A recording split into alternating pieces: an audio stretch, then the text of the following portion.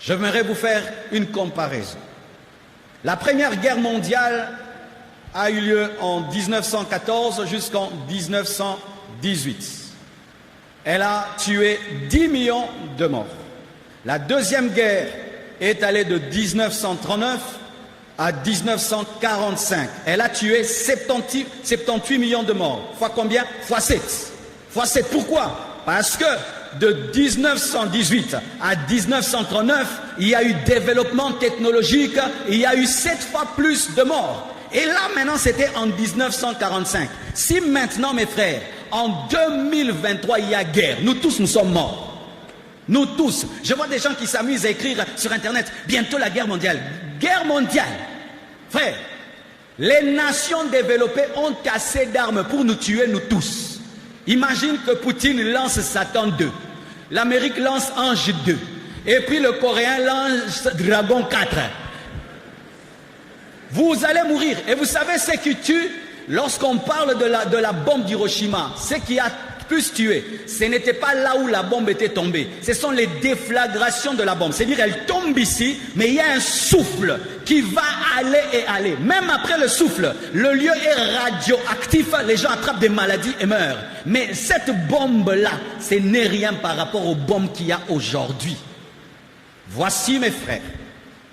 La Bible nous dit ceci, que lorsque l'Antichrist viendra, il donnera la paix.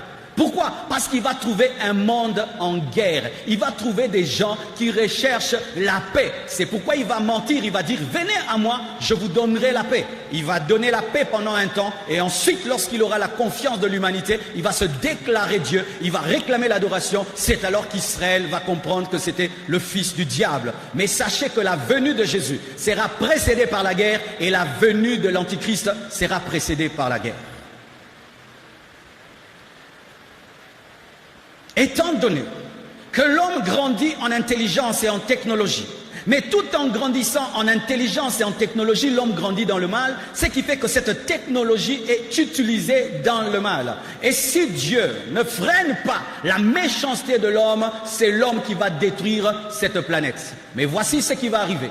Étant donné que ce n'est pas l'homme qui a créé le monde, Dieu ne permettra pas à l'homme de détruire ce monde, c'est Dieu lui-même qui détruira son monde.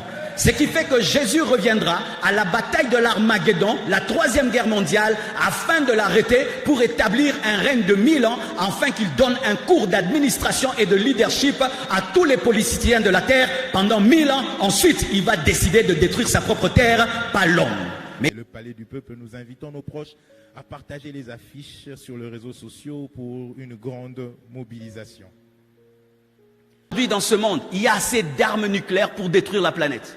La bombe qui a été lancée sur Hiroshima et Nagasaki n'est rien par rapport à la bombe que Poutine a, les bombes que les Coréens ont, la bombe que les Américains, même les Français ont. Aujourd'hui, si toutes les nations qui ont des armes nucléaires appuient sur le bouton, nous tous nous disparaissons. Mais Dieu ne permet pas que l'homme détruise la terre parce qu'il n'a pas créé la terre, c'est Dieu qui détruira la terre. C'est pourquoi ils attendent. Donne-moi la main que je te parle. C'est pourquoi on dit, ah, ils vont lancer. Poutine ne va pas lancer. S'il ose lancer, nous tous on meurt. Alléluia. Parce que le temps qu'il lance, les autres lancent et tout le monde meurt. Et Dieu ne permettra pas ça. Ils vont seulement se menacer. Je vais envoyer. Tous ceux qui font là, ils préparent la venue de l'Antichrist. Mais l'Antichrist, quand il viendra, il voudra détruire. Mais Dieu le détruira pour détruire parce que ce n'est pas sa maison. Ce n'est pas à toi de détruire ma maison. C'est moi qui la détruirai. C'est Dieu qui va rouler l'ancien ciel et l'ancienne terre. Ce n'est pas le diable, ce ne sont pas les hommes.